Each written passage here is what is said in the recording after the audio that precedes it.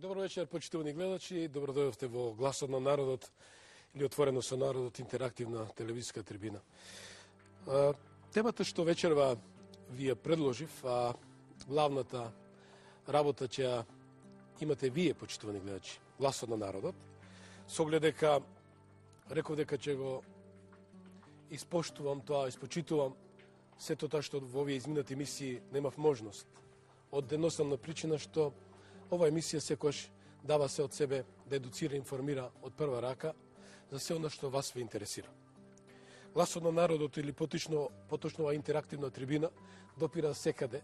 На сите простори ве слушам денеска почитуваниот претседател на нашиот јужен сосед, на прашањето на мојот соговорник Аристотел Цампарис, кога му спомнав дека што претседател имавте, да си плукне на собствениот подпис, навистина е срам.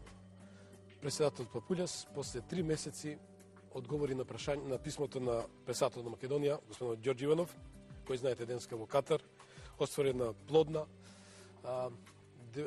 посета, односно средба, најувајќи странски инвестиции, како што спомна врвот на Катар, за блиска иднина во Македонија.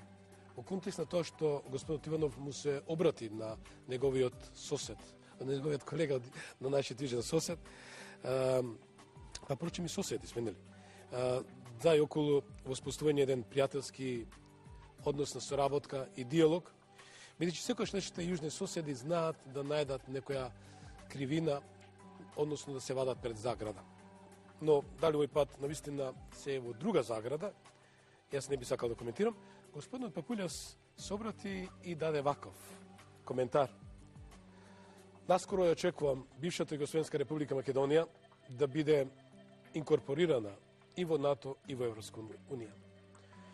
Ако аналитички се гледа и се прочитат меѓу редови, дали сепак меѓународната заедница ја има главната улога да ја заврши, односно да ја дефинира овој галиматис, да го дефинира, имајќи факт дека Македонија многу и треба на Европа и на НАТО. И да бидеме искрени дека Македонија ги исполни сите очекувања обврски кон овие две меѓународни институции. И покрај тоа што госпоѓата Меркел даде на изјава, која повеќе пати ја употребив како прашање на моите соговорници, а тоа е, ако падне еврото, навистина тешко на таа Европа, па вреди ли да се жртва нешто свето автохтонно, исконски? Има ли во светот човек кој 2 пати се прекрстил? Че се согласите со мене, нема. Се прекрстуваат и си ги менуваат своите идентитети, тие с краја да што се накази, дека ми простат. Природата е таква. Некојаш навистина се поигрували, не можеме да ги лечиме фрустрациите на некого. Зато велам, тоа што е дадено од Бога треба да остане и натаму. Кој се страми од кандилото, се плаши од кандилото, или од крстот се смејува, или да речеме од темјенот. Не би сакал да само би поставил тоа прашање. Не би сакал се да проповедам, само да дадам напорака дека тоа што е во оваа држава, што се вика Македонија, е исконско и архаично, трае со милениуми. Треба да го зачуваме. Дали имаме ние национална стратегија за името или е само тоа партиски препукувања? Беше темата што беше најавена од вас, почитувани гледачи, од некои мои блогови што ги добив од ваша страна. Упати порака до невладиниот сектор, добив секакви одговори, дај Боже да е така. Дали во потрага за вистинската презентација и за Македонија и пресувањето на приказната за Македонија, или па некој навистина одат да си ги зема своите хонорари. Може би сум груп, мислам дека не сум груп. Зборед она што се случува кај нас, мислам дека сум реален. Велам, дали Македонија се продава за грст долари, за торба брашно или торба една вреча, една кеса урда. Простевајте што си зимам за право да компарирам за оваа трампа. Може би оваа трампа кореспондира во времето на она најпримитивното живење, но во 21. век да се плашите од собствениот народ, да не речам од верата. Ако воопшто знаеме верата која ни е, а Бог ни ја дал, пак ќе речам. И на светот му пречи што 28 пати, повеќе пати велам и спомнувам дека се спомнува името Македонија. Не се спомна ниту на Америка, нашата почитувана пријателка, што ја имаме како држава, која не поддржува, ниту на Франција, ниту на Германија, ниту на Велика Британија и на сите големи земји се спомнува само Македонија.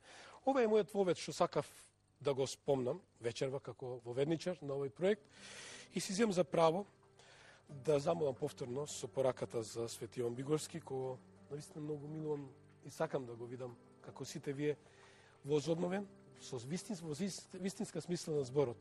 Отец Партенije неодамна го посети градот на поезијата со моштите на Свети Ѓорѓија Чудотворец, која разве пораката ќе разбере дека навистина светите отци кои се ретки на овие простори и ги нема во другите места на Балканот и пошироко, се молат за сите наши прегрешенија што ги правиме секојдневно. Јас нема да ве молам и натаму за тоа што не го сторивте досега, но ви ве поздравил и ве потсетил. Направете го тоа што не сте го досега направиле. А тоа е само мал потег од вас, а многу ќе го добиете за возврат. Одиме со Бигорски, останете со нас.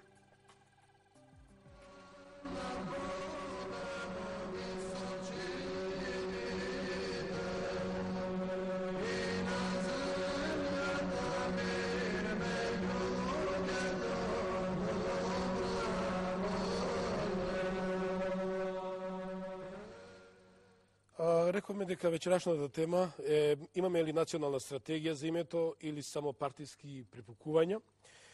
Ова тема ќе разработам со мојот драг почитуван соговорник Јанко Бачев, председател на Народно движење на Македонија и еден од доста овие денови присутен во медиумскиот простор од едноставна причина што има стратегија или дали го има клучот на решението од овој галиматијас. Добро вечер и добро дојдовте.